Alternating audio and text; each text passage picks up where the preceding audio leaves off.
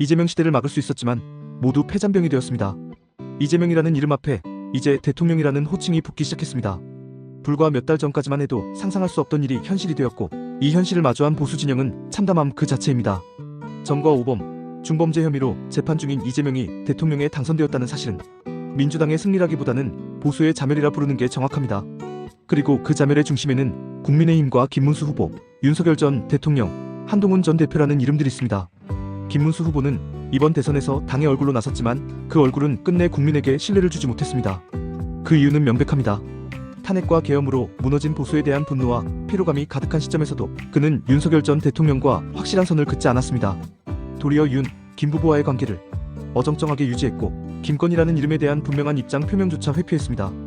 이는 단지 정치적 계산이나 TK 표심 때문이라 해도 보수 전체의 존망이 걸린 선거판에서 그가 취한 태도는 명백한 직무유기였습니다. 더욱 문제는 선거가 끝난 후에야 슬그머니 계엄을 비판하고 당내 민주주의를 말하며 마치 자기만은 깨어있었다는 식의 태도를 취했다는 점입니다. 김문수 후보는 선거 도중에는 윤석열 전 대통령의 계엄 책임을 말하지 않았고, 한덕수와의 단일화 과정에서는 말을 수차례 바꾸며 혼란을 초래했습니다. 심지어 계몽령은 센스 있는 말이라는 발언까지 하며 보수의 상처를 조롱하듯 했습니다. 그런 그가 이제 와서 대선 패배의 원인을 당내 구조와 계엄에 대한 성찰 부족으로 돌리는 모습은 유권자의 눈을 더 차갑게 만들 뿐입니다. 그러나 김문수 후보만 탓해서 끝날 일이 아닙니다. 선을 명확히 긋고 계엄에 반대하고 탄핵에 찬성하는 명분 아래 대선에 비협조적이었던 한동훈 전 대표 역시 2차적 책임에서 자유롭지 않습니다.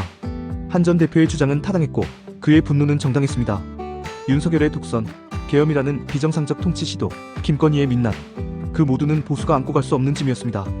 그러나 그 모든 진실을 말하면서도 그는 일단 막아야 할 상대였던 이재명에 대한 현실적 대응을 유보했습니다. 이번 대선에서 김문수가 이재명을 막기 위한 마지막 보루였다면 한동훈은 보수의 미래를 위한 유일한 대안이었습니다.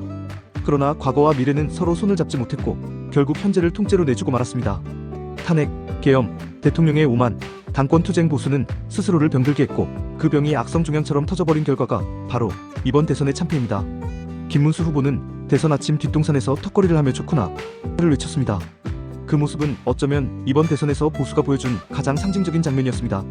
현실을 직시하지 않고 사태의 무게를 인식하지 못한 채 스스로에게 만족하며 패배로 돌진한 지도자의 뒷모습이었습니다. 이제 보수는 모두 패잔병이 되었습니다. 윤석열은 계엄으로 스스로를 파멸시켰고, 김문수는 그를 감싸며 국민의 신뢰를 잃었으며, 한동훈은 정당한 분노 속에 현실 정치의 균형을 놓쳤습니다. 국민은 보수를 향해 마지막 기회를 줬지만 그 기회를 보수 스스로 걷어차버렸습니다. 정치에서 가장 중요한 것은 때를 아는 것입니다. 용서받지 못할 과거와 아직 오지 않은 미래 사이에서 지금 해야 할 일은 무엇이었는지를 깨닫는 것입니다. 이번 대선에서 그 때를 놓친 보수는 지금 어디로 향해야 할지조차 알지 못하는 상태로 길을 잃었습니다. 이제 당권이든 개파든 전당대회든 그 어떤 명분도 의미가 없습니다. 이재명이라는 이름이 대통령이 되었을 때 우리는 그 어떤 반대의 결과도 만들지 못했기 때문입니다. 지금은 누구의 책임이 더 크냐를 따질 시간이 아닙니다. 패배를 인정하고 철저하게 반성하고 완전히 새로 태어날 준비를 해야 할 시간입니다. 보수가 이재명 시대를 막을 수 있었다는 그 가슴 아픈 가능성은 이제 지나간 역사입니다. 그 기회를 살리지 못한 이들이 당권을 논하고 지도부를 논하는 것은 우스운 일입니다. 전장을 떠나 이제는 반성의 땅에 무릎 꿇어야 할 시간입니다. 그게 진정한 보수의 첫걸음입니다.